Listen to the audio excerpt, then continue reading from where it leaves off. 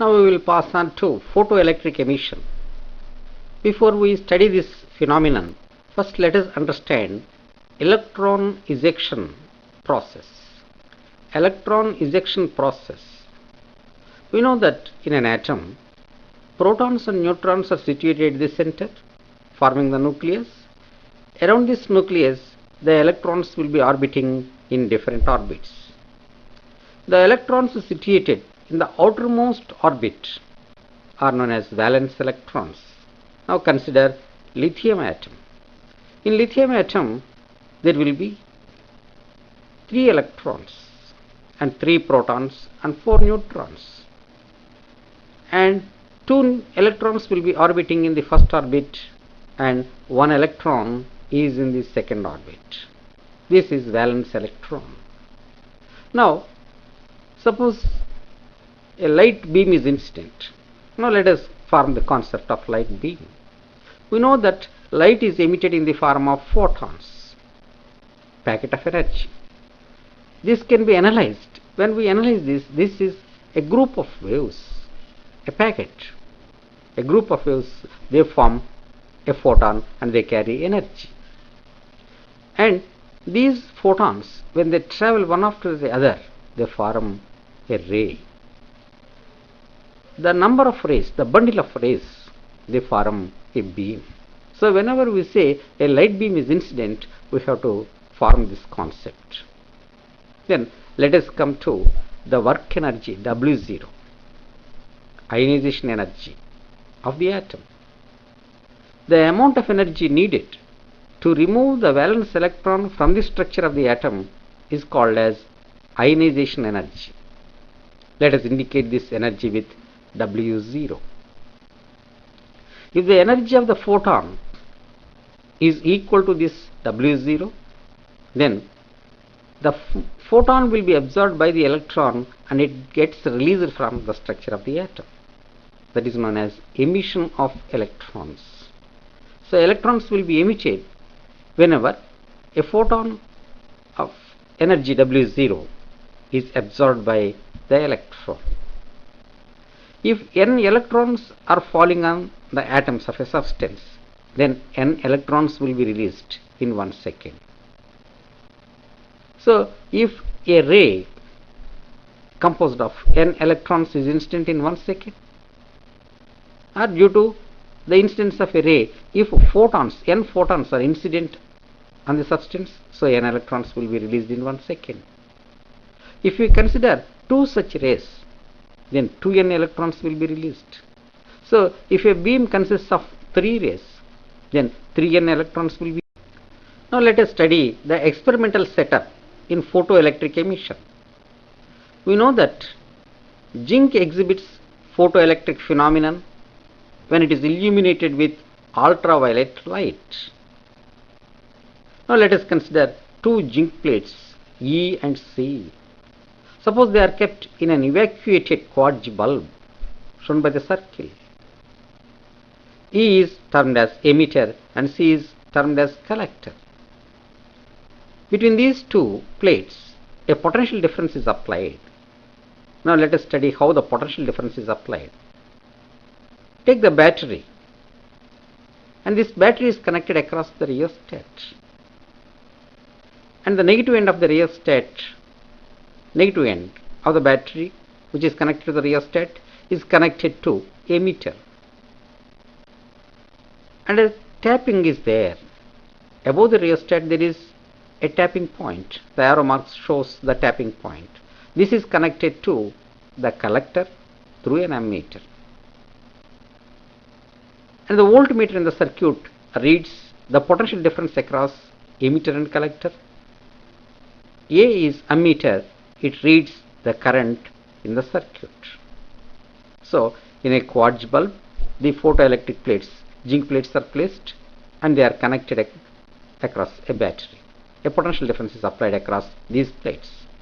Now if the ultraviolet rays are incident on emitter, then a current flows in the ammeter. So this is the experimental setup for studying photoelectric emission. Photoelectric emission is also exhibited by alkali metals. for visible radiation.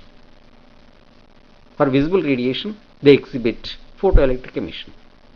Alkali metals means sodium, potassium, calcium, rubidium and lithium. So these are the metals which exhibit photoelectric emission under visible radiation. So far we have studied the experimental determination of the current in photoelectric effect. The current in photoelectric effect is noticed with the experimental setup. If the potential of the collector is increased, the positive potential of the collector is increased, we notice an increase in the current, and that current reaches a maximum value and remains constant at that value. Let us name it as saturation current.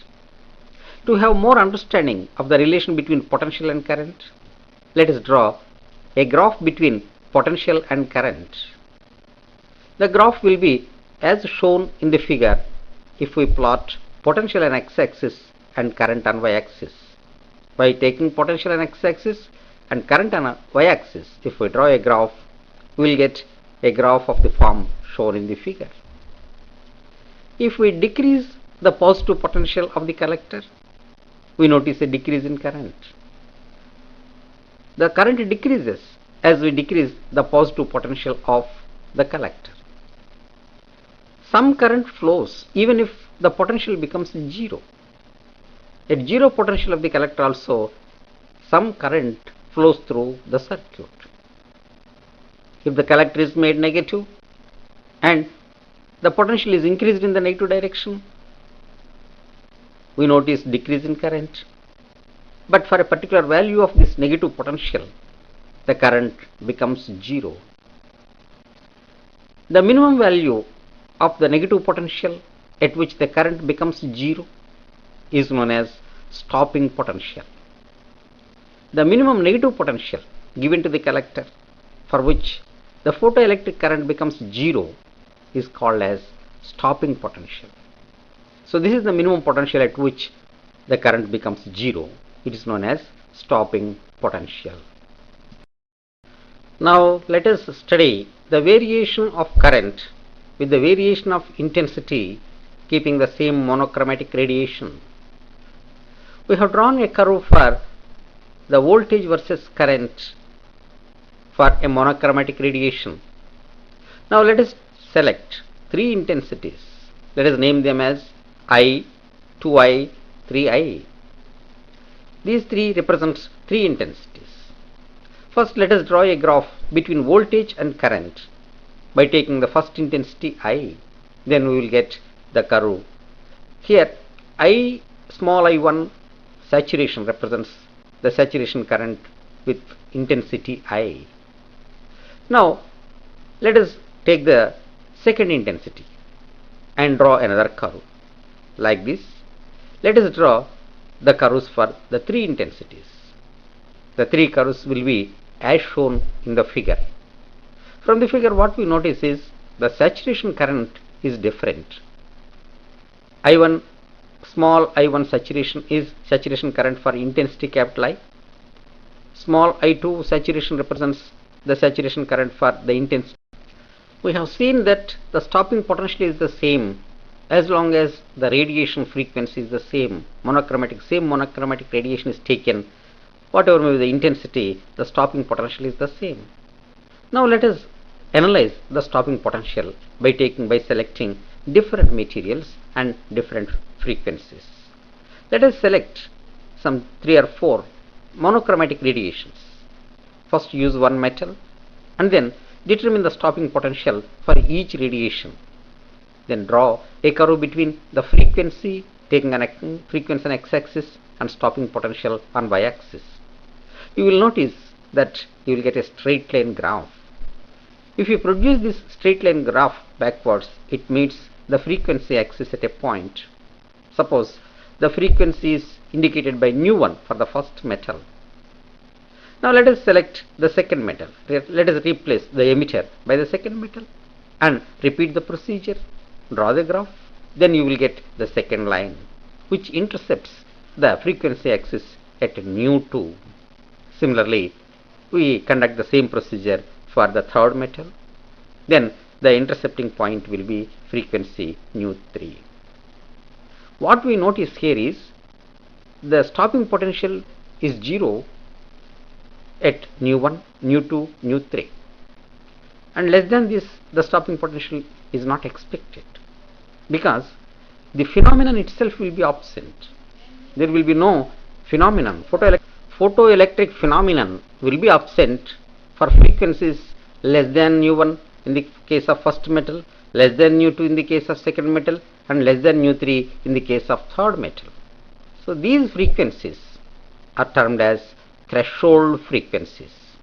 So for each metal there will be a minimum frequency at which the phenomenon starts. That minimum frequency is known as threshold frequency. Threshold frequency exists for all the metals.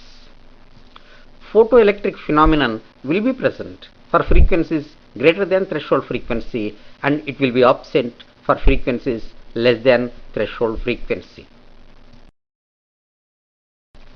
So far we have studied the results of photoelectric phenomenon. Now let us enunciate them in the form of laws and name them as photoelectric laws, laws of photoelectric emission. What we notice is the emission of electron is instantaneous. As soon as the radiation is incident on the metal, the electron will be emitted. There will be no time lag. There will be no time lag between the emission and absorption of the radiation. As soon as the radiation is incident, the electron will be ejected. So this is known as instantaneous phenomenon. The photocurrent is directly proportional to the intensity of incident radiation.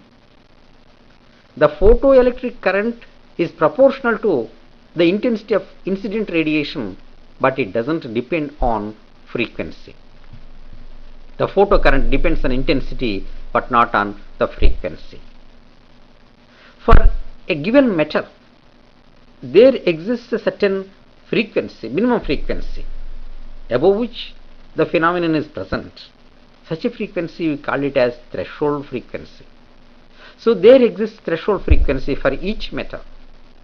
For frequencies of radiation greater than this, the phenomenon will be present. For radiations of frequency less than this phenomenon is absent. Such a frequency is called as threshold frequency. So threshold frequency exists for all the metals. This threshold frequency, this concept can be expressed in terms of wavelength, because frequency and wavelength are interrelated. We have the relation V is equal to nu lambda. Hence, this phenomenon can also be expressed in terms of wavelength. We can say that photoelectric emission will be present up to a maximum wavelength, and for radiations greater than that wavelength, this phenomenon is absent. Such a wavelength can be called as threshold wavelength. So in terms of wavelength, this phenomenon will be present up to a certain maximum wavelength, and beyond that wavelength this phenomenon is absent. Such a wavelength is known as threshold wavelength. So this phenomenon can be expressed in terms of wavelength also. When we come to the kinetic energy of photoelectrons, this can be studied by using stopping potential. Kinetic energy of the photoelectrons can be studied by stopping potential. If stopping potential is more, kinetic energy of the photoelectrons is more. If the stopping potential is less, kinetic energy of the photoelectrons is less. From the relation between intensity and current, what we notice is the stopping potential is the same. So the kinetic energy of the photoelectrons will be the same for the same radiation.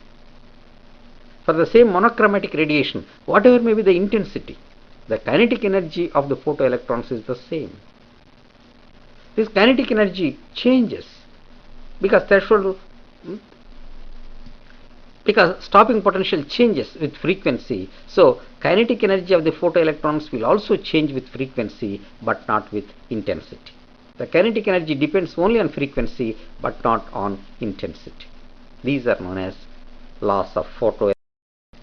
Einstein's photoelectric equation.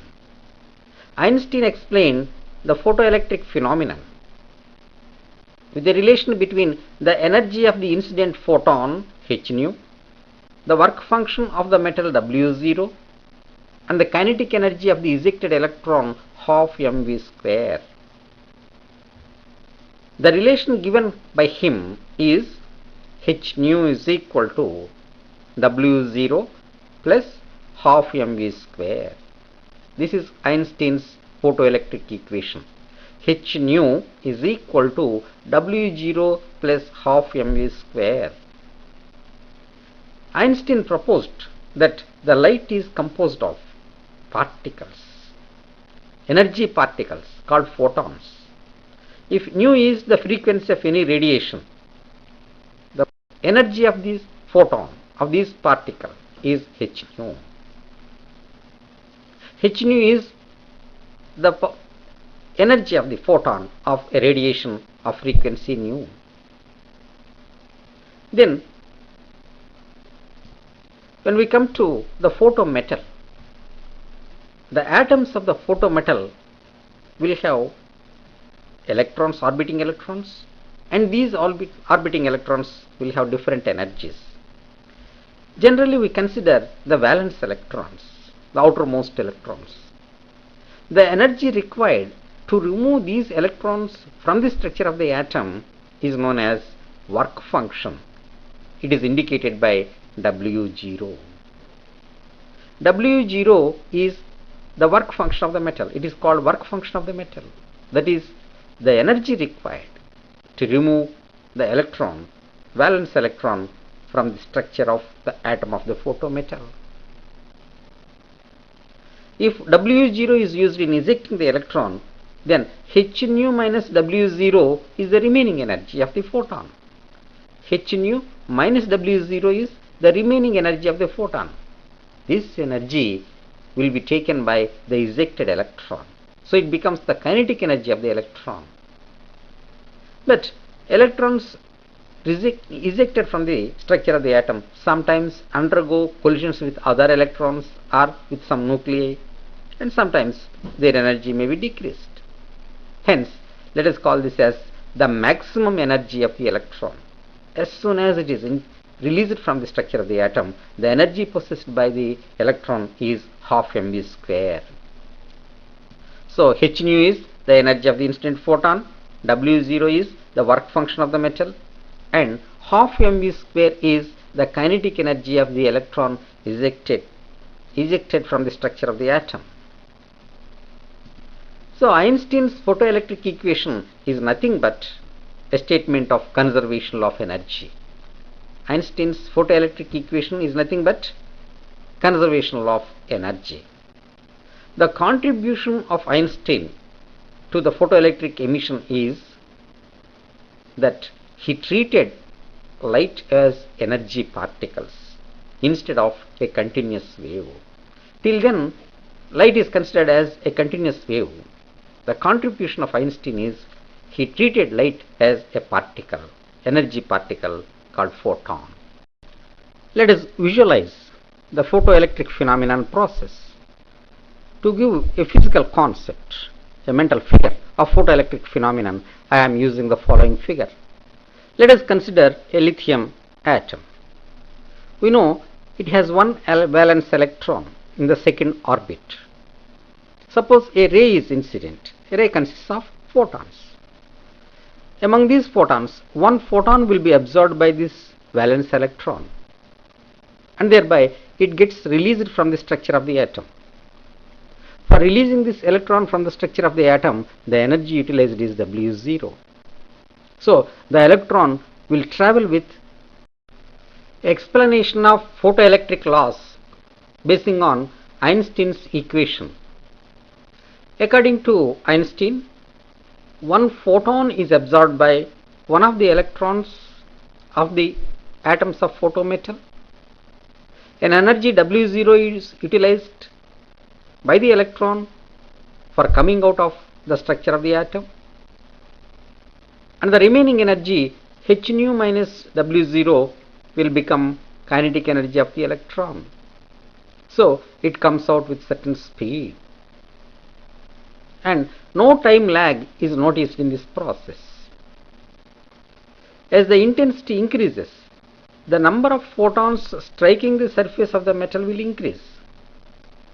As the intensity increases, the number of photons striking the surface increases. Hence, the ejected number of electrons, the number of electrons ejected from the surface will also increase, because each photon will eject one electron. As the number of photons incident will increase, they in turn will increase the number of ejected electrons. So, the photocurrent depends on intensity. This explains the dependence of current on intensity. Threshold frequency can be explained in the following way. The kinetic energy of electron depends on the intensity on the energy of the incident photon. The kinetic energy of electron depends on the energy of the incident photon. The energy of the incident photon depends on the frequency of the radiation. The energy of the photon depends on frequency, and the kinetic energy of the electron depends on the photon energy. So, for a certain frequency nu 0, the kinetic energy of the electron should be 0. So, for a certain frequency nu 0, the kinetic energy of the electron should be 0. Such a frequency is called threshold frequency. So, h nu 0 is equal to W0. H nu 0 is equal to W0. This is the energy required to just release the electron from the structure of the atom. This explains the existence of threshold frequency. Like this, we can explain the photoelectric laws using Einstein's equation. Einstein's photoelectric equation is proved by Millikan. Now let us first observe the experimental setup of Millikan's apparatus. Millikan's apparatus consists of an evacuated glass bulb. An evacuated glass bulb of the shape shown in the figure is used. Inside this evacuated bulb, a wheel is mounted, which can be rotated from outside about a horizontal axis. On this wheel, strips of alkali metals, sodium, potassium, cesium, lithium, small strips of these metals are mounted on this drum. A knife edge is placed to the left of it. To the left of the wheel, a knife edge is placed. It is meant for scraping the surface of this metal, surface of the alkali metals. To scrap the surface, to make it clean, this knife will be used. On the right side, we notice a quartz window through which the radiation will enter this chamber. The radiation comes through the quartz window, and an oxidized copper gauge, a cylindrical copper gauge represented by dotted lines, is taken. It is connected to a quadrant electrometer and then to earth. So the wire gauge is connected to the earth through a quadrant electrometer. The positive of the high tension is connected to the metallic strips, and the negative is earth connected. The radiation, incident radiation, is produced by using dispersion phenomenon. A source of white light is taken. The dot on the right side indicates the source, and the radiation from a small beam of this radiation is taken. It is made to incident on a prism. When it passes through the prism, dispersion takes place, and we select the required radiation from the dispersed light. From the dispersed colors, we select the required radiation. So this is how the experimental setup is situated. Evacuated glass bulb, a wheel which can be rotated from outside, On the surface of this wheel, metallic alkalic metal strips are mounted, a knife edge for cleaning the surface of the metals, and wire gauge copper, oxidized copper gauge, which is connected to earth through a quadrant electrometer, and a quartz window, which allows the incident radiation, and the incident radiation is produced from a wide source of light by dispersion. A high tension is applied between earth and the positive terminal will be connected to the metallic strips. This is the experimental setup.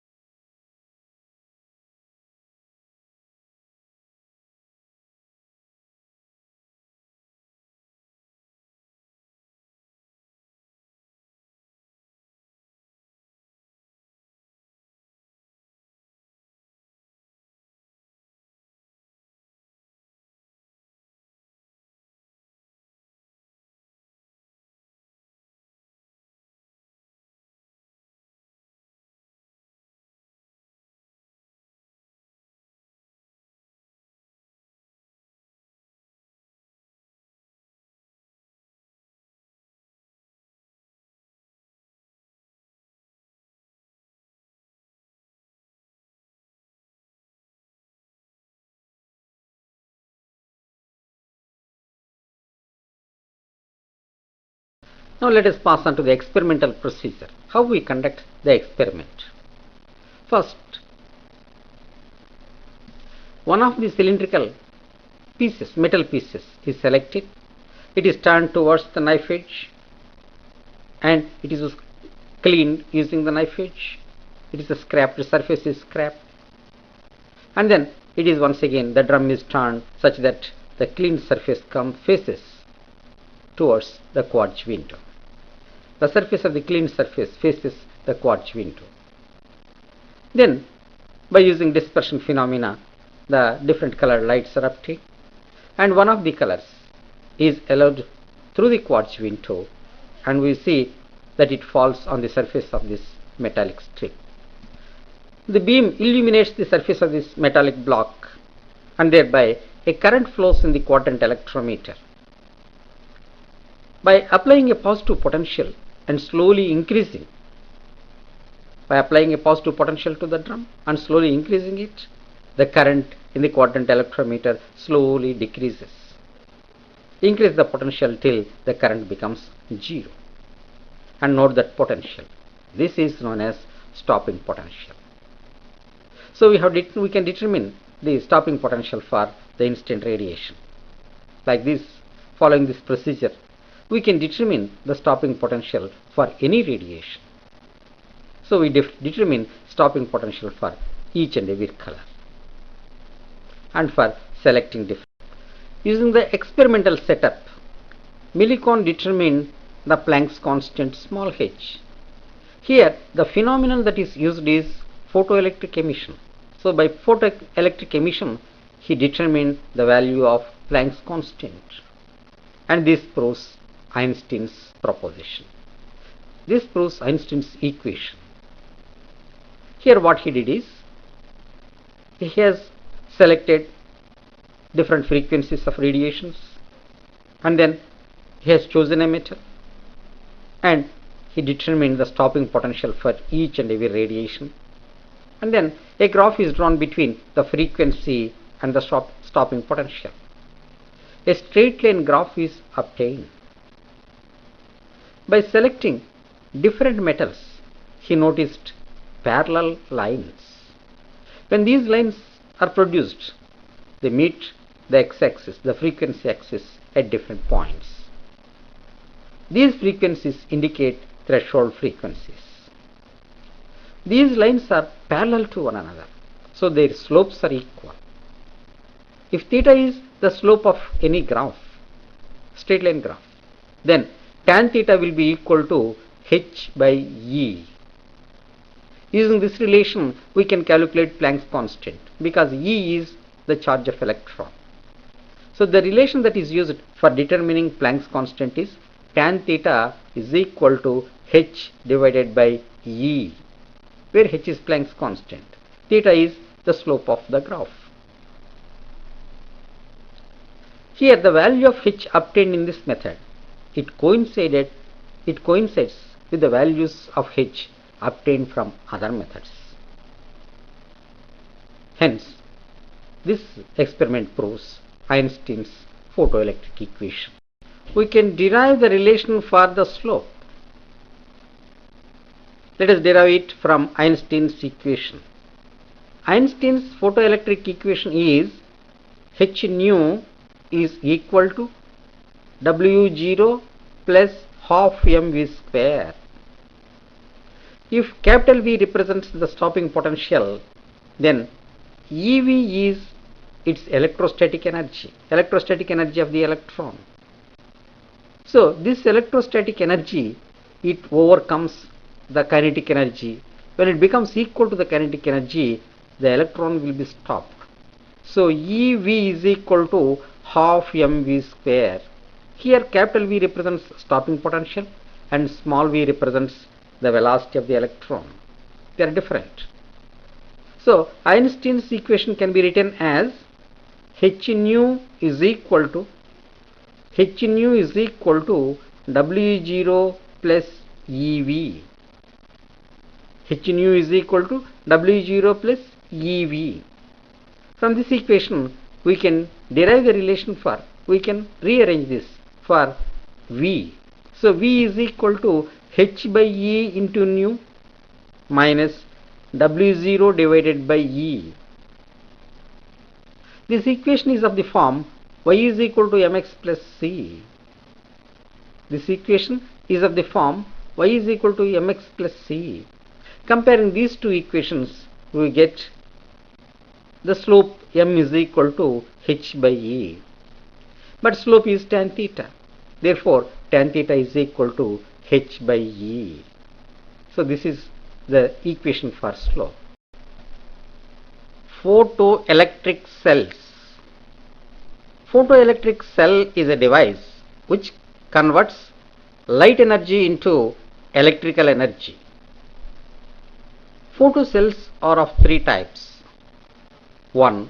Photoemissive cell. 2. Photovoltaic cell. 3. Photoconductive cell. Now let us learn one by one. First, let us study photoemissive cell.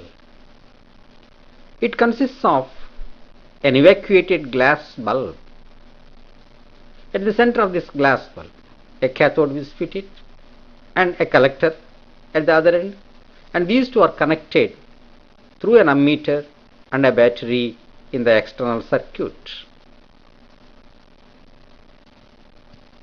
Photoemissive cell consists of evacuated glass bulb in which a cathode and anode, which is collector, are fitted. These two are connected externally by a battery and an ammeter in series. The working of photocell is, whenever radiation is incident on the cathode, a current flows in the ammeter. Due to the irradiation, electrons will be ejected from the cathode, and these electrons will be collected by the collector, which is maintained at positive potential, and thereby a current flows in the external circuit. The amount of current flow will be proportional to the intensity of the incident radiation. So by measuring the current, we can estimate the intensity of light.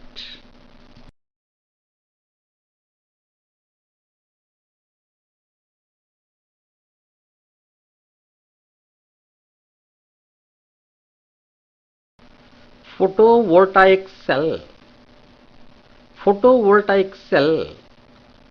It is constructed with a copper block. On the upper surface of this copper block, a cuprous oxide layer will be laid on the top of a copper block. Cuprous oxide layer will be spread. Over this cuprous oxide layer, a small thin film, a thin silver film will be placed. This is the construction of photovoltaic cell. When electromagnetic radiation, suitable radiation is incident, then this radiation passes through the silver film and incident on the cuprous oxide layer. Cuprous oxide layer behaves as a photomaterial. So electrons will be ejected from its surface, and these electrons will pass through the copper block to the bottom, and thereby the cuprous oxide layer and silver film, it acts as a positive end, and the bottom of this copper block acts as a negative terminal. So a voltage, a potential difference will be created between silver film and the bottom of the copper block. If an external resistance is connected, load is connected, a current passes through this load. The amount of current that flows through this load will be proportional to the intensity of the incident radiation. So we can measure the intensity by measuring the current through the load. Photoconductive cell. Photoconductive cell, it consists of an iron block.